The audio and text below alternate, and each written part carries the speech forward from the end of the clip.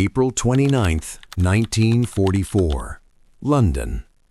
The most important military operation in human history, D-Day, was just 5 weeks away. The entire world was holding its breath.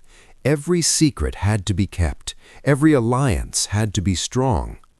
But in Supreme Headquarters, General Dwight D. Eisenhower wasn't worrying about the Germans. He was worrying about his own best friend. On his desk sat a memo. It was marked Secret and Eyes Only. The memo contained an order that would have changed the outcome of World War II. It was an order to fire General George S. Patton. Patton had done it again. He had given a speech, a simple, improvised speech to a group of ladies in a small English town that had insulted the Soviet Union, enraged the American public, and convinced Eisenhower that Patton was mentally unfit to lead. Ike had the pen in his hand. He had the authority. The letter was written. All he had to do was sign it, and the greatest combat general of the war would have been sent home in disgrace, never to set foot in France. This is the true story of the Knutsford Incident and the secret memo that almost cost America its greatest victory. To understand why this memo was so dangerous, we have to remember where Patton was in 1944. He was already on thin ice. After the infamous slapping incident in Sicily the year before, Patton had been stripped of his command. He was humiliated. He was brought to England not as a conqueror, but as a decoy. He was placed in charge of the 1st United States Army Group, a fake army with rubber tanks and empty tents, designed to fool Hitler into thinking the invasion was coming at Calais. Patton hated it. He felt like a caged lion. He wrote in his diary, "I have no command. I have nothing to do but sit here and rot." Eisenhower had given him one strict rule: keep your mouth shut. Ike knew that Patton was a PR nightmare.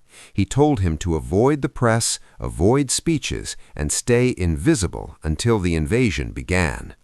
But George Patton loved a crowd, and when a local welcome club in the small English town of Knutsford asked him to say a few words, Patton couldn't resist.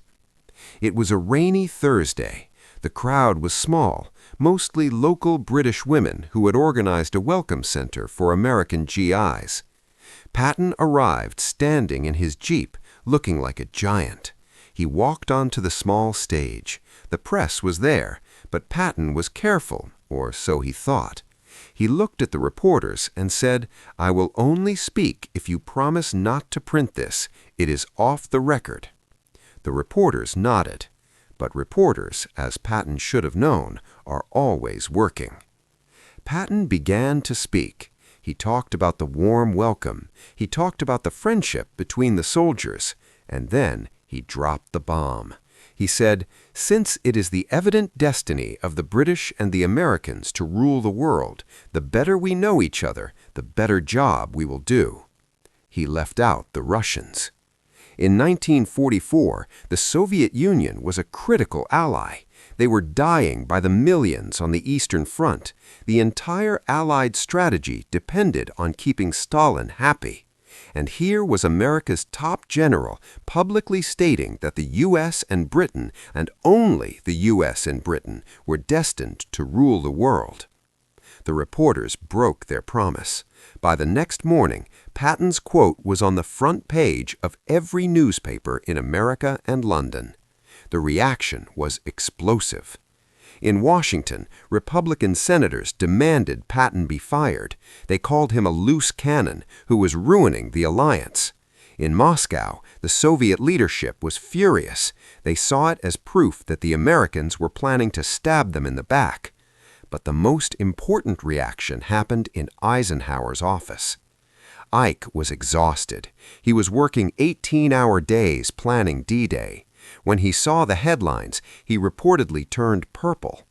He had saved Patton after the slapping incident. He had vouched for him, and now, weeks before the invasion, Patton had created a diplomatic crisis. Eisenhower cabled General George Marshall in Washington. Marshall's reply was cold and simple.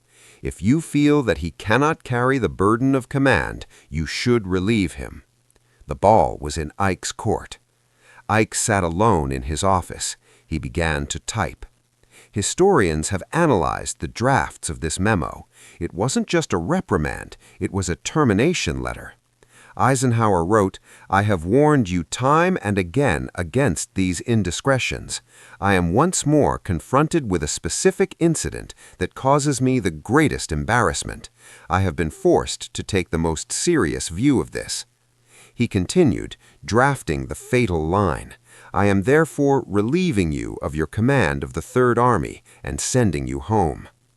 He pulled the paper from the typewriter. He held it. If he sent this, Patton's war was over. Patton would go home a disgrace, and someone else, perhaps Patch or Simpson, would lead the breakout into France. But Eisenhower hesitated. He put the letter in his secret drawer.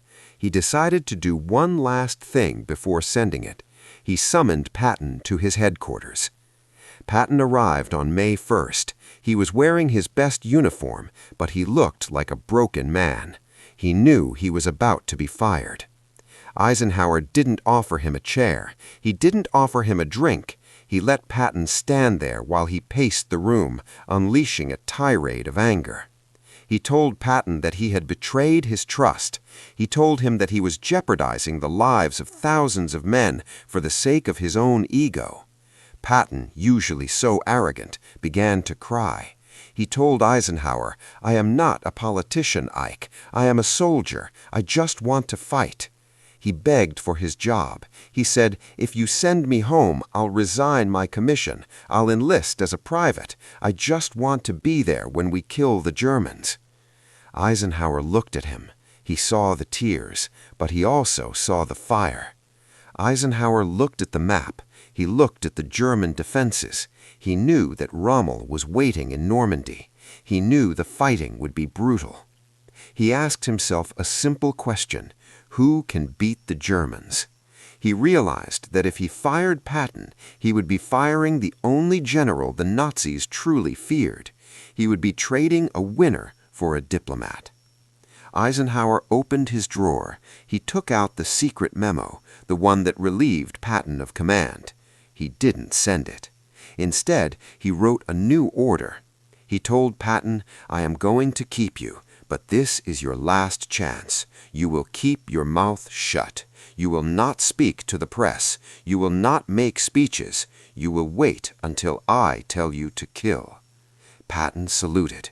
He walked out of the office, saved by the skin of his teeth. 3 months later, Patton was unleashed in France. His Third Army moved faster and killed more enemy soldiers than any army in history.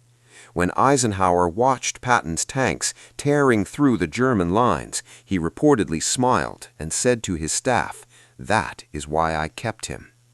That secret memo, sitting in a drawer in London, is one of the great what-ifs of history. If Eisenhower had signed it, the Battle of the Bulge might have been lost. The war might have dragged on into 1946. Eisenhower proved that being a great leader isn't just about following the rules, it's about knowing when to break them for the right man. What do you think? Was Eisenhower right to keep Patton, or was Patton a liability that should have been removed?